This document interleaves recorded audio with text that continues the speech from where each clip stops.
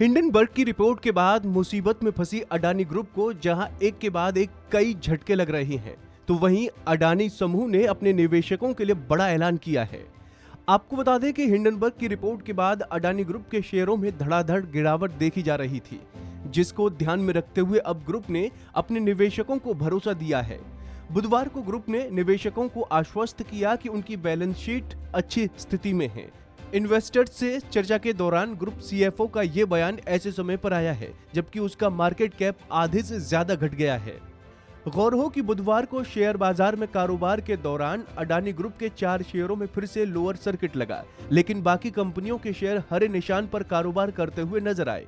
इस बीच कंपनी की ओर से बैलेंस शीट दुरुस्त होने की बात कही गई और बताया गया कि हिंडनबर्ग के असर के बावजूद उनका पूरा फोकस ग्रुप के कारोबार की रफ्तार को बनाए रखने पर है। वहीं न्यूज एजेंसी पीटीआई के मुताबिक अडानी ग्रुप के मुख्य वित्तीय अधिकारी जुगशिंदर रॉबी सिंह ने तिमाही नतीजों के बाद निवेशकों के साथ चर्चा करते हुए उन्हें भरोसा दिलाया। उन्होंने कहा कि हमारे पास पर्याप्त नकदी है और हम अपने कर्जे को चुकाने की क्षमता रखते हैं। सिंह ने आगे कहा कि मौजूदा बाजार के स्थिर होते ही हम अपनी पूंजी बाजार रणनीति की फिर से समीक्षा करेंगे। उन्होंने भरोसा दिलाते हुए कहा कि हमारा ध्यान बाजार के उतार चढ़ाव में कारोबार की रफ्तार जारी रखने पर है। आपको बता दें कि 24 जनवरी 2023 को रिसर्च फर्म हिंडनबर्ग द्वारा अडानी ग्रुप को लेकर रिपोर्ट पब्लिश करने के बाद कंपनी के शेयरों में हेरफेर समेत कई गंभीर आरोप लगाए गए थे। इसके बाद से गौतम अडानी की कंपनियों के शेयर इस कदर टूटे कि अब तक ग्रुप का मार्केट कैप 125 अरब डॉलर तक घट गया है।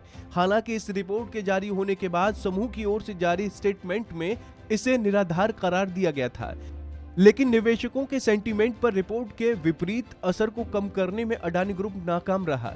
इसके चलते गौतम अडानी की नेटवर्थ में जोरदार गिरावट देखने को मिली और अमीरों की लिस्ट में वो देखते ही देखते चौथे पायदान से 24वें नंबर पर आ गए। वहीं सीएफओ जुगशिंदर रॉबी सिंह ने निवेशक चर्चा में कहा कि ग्रुप की प्रमुख कंपनी अडानी एंटरप्राइजेज का अनुशासित तरीके से पूंजी लगाने का 25 वर्षों का इतिहास रहा है और इस अवधि में समूह की कंपनियां कई क्षेत्र में अगवा बनकर उभरी हैं।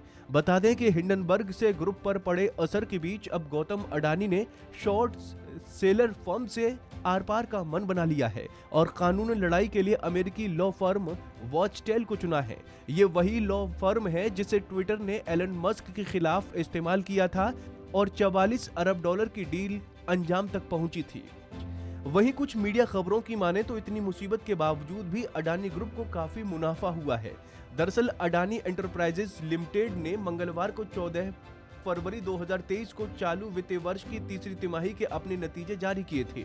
इस दौरान कंपनी का कंसोलिडेटेड नेट प्रॉफिट 820 करोड़ रुपए रहा।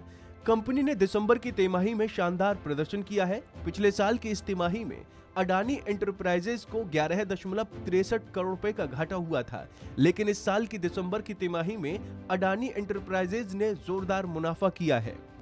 तो दोस्तों, इस खबर में इतना ही। बाकी अन्य खबरों के लिए आप देखते रहिए वन इंडिया हिंदी।